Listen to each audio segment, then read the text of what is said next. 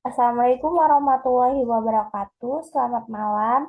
Baik Ibu, perkenalkan nama saya Rizka Delia Putri. Di sini saya akan mempresentasikan mengenai hasil analisa perbedaan jenis penelitian pada jurnal.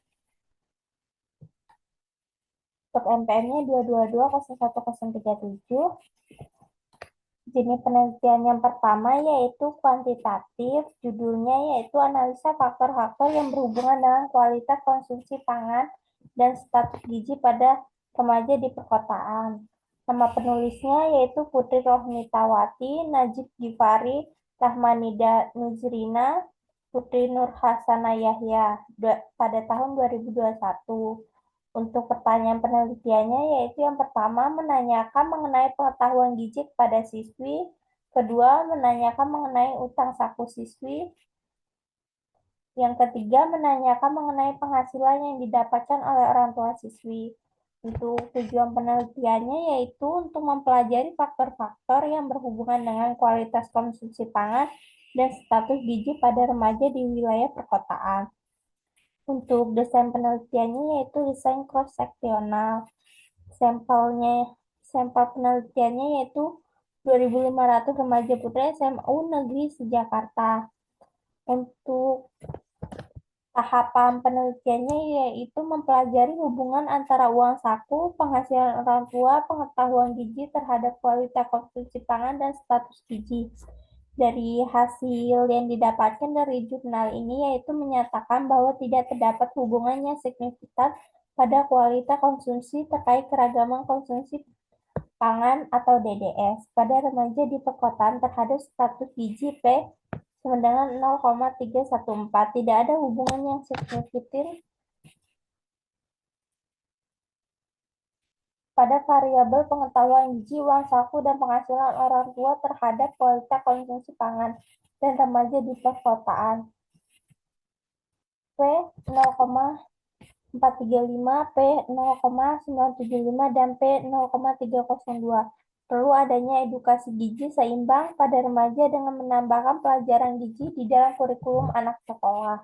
Yang kedua yaitu ada kualitatif. Jenis penelitiannya terus judulnya itu kebiasaan mengonsumsi makanan dan hambatan dalam manajemen diet pada remaja putri dengan obesitas. Sistematik review maternity tesis kualitatif. Untuk penulisnya yaitu Heri Setiawan Adi Protomo pada tahun 2022. Untuk pertanyaan penelitiannya yaitu yang pertama menanyakan mengenai aktivitas fisik yang dilakukan sehari-hari kepada siswi, kedua menanyakan mengenai pola makan siswi, ketiga menanyakan mengenai hambatan apa saja mengganggu siswi dalam program diet.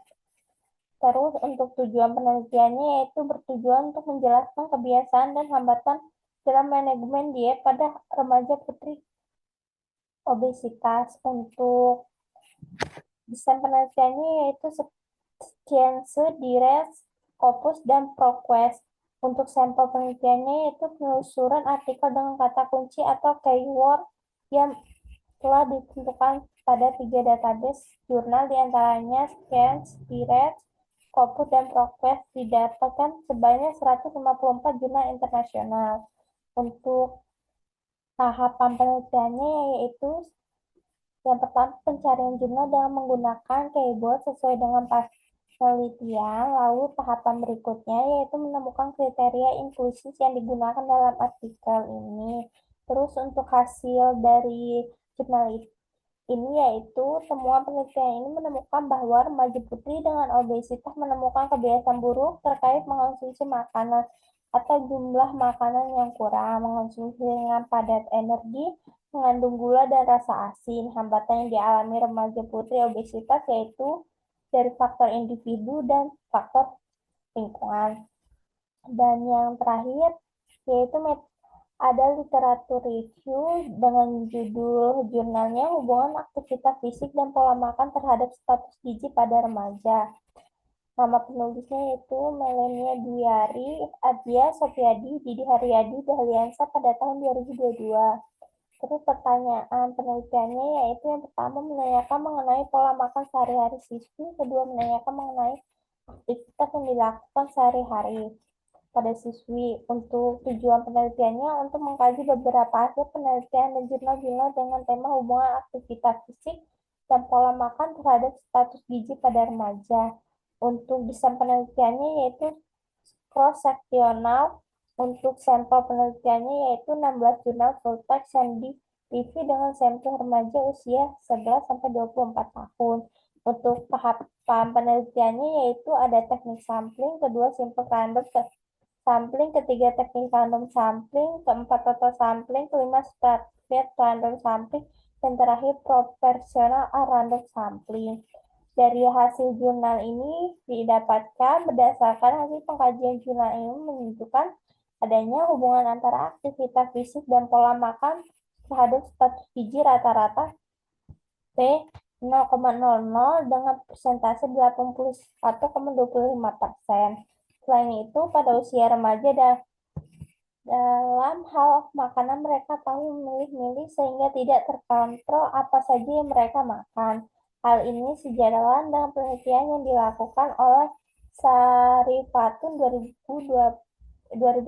Dalam penelitian itu menyatakan adanya pengaruh yang signifikan pada pola makan terhadap status gizi diperoleh nilai P 0,20. Hal ini sejalan dengan penelitian yang dilakukan oleh Sarifatun pada tahun 2013. Dalam penelitian ini menyatakan adanya pengaruh yang signifikan antara pola makan terhadap status gizi diperoleh nilai P 0,20. Mungkin itu saja yang bisa saya sampaikan. Kurang lebihnya saya mohon maaf. Saya akhiri. Wassalamualaikum warahmatullahi wabarakatuh.